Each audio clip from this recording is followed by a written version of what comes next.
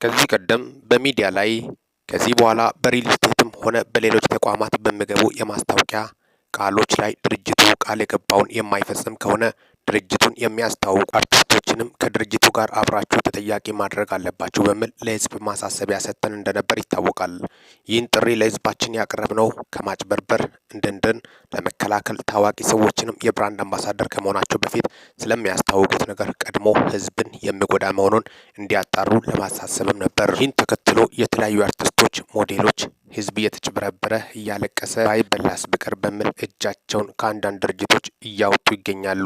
ከዚህ ቀደም ተዋናይት እፀዮት አበበ ከዚህ በኋላ የለውበትም በሚል ብራንድ አምባሳደር ሊያደርጓት ከነበሩ ድርጅቶች እጇን አንስታለች። ዛሬ ደግሞ የኢቢኤስ ፕሮግራም አስተዋዋቂ ሉላ ገዙ ከወዲሁ ከደሙ ንጹህ ነኝ ብላለች። የሉላ ገዙ መልእክት እንደወረደ ከፌንቴክ ኢንቨስትመንት ፒኤልሲ ጋር ቢዋይዲ የኤሌክትሪክ መኪናዎችን ለማስተዋወቅ የብራንድ አምባሳደር ሆኜ ለመስራት ሂደቱ ተጀምሮ የነበረ ቢሆንም ከየካቲት 26 2017 ዓ.ም ጀምሮ በራሴ የግል ውሳኔ አብሮ የመስራት ስምምነቱ ሙሉ በሙሉ የተቋረጠ መሆኑን አስታውቃለሁ።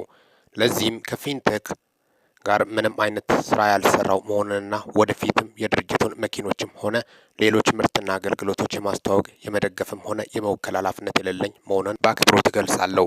ፌንቴክ ኢንቨስትመንት ፒኤልሲ አብሮኝ ለመስራት ላሳየው ፍላጎት እያመሰገንኩ መልካሙን ሁሉ እመኛለሁ። ከዚህ በኋላ በቢዋይዲ መኪኖች ላይ ላላችሁ ማናቸውም ጥያቄዎች በቀጥታ ድርጅቱን ማነጋገር የምትችሉ መሆኑን አሳውቃለሁ ከታላቅ አክብሮትና ምስጋና ጋር በማለት ሉላ ገዙ መልእክቷን አስተላልፋለች። ሚኪ ነኝ ከሚኪታቦር ኢንፎ። ይህንን ቻናል ሰብስክራይብ በማድረግ ወቅታዊና አጫጭር መረጃዎችን ማግኘት ይችላሉ።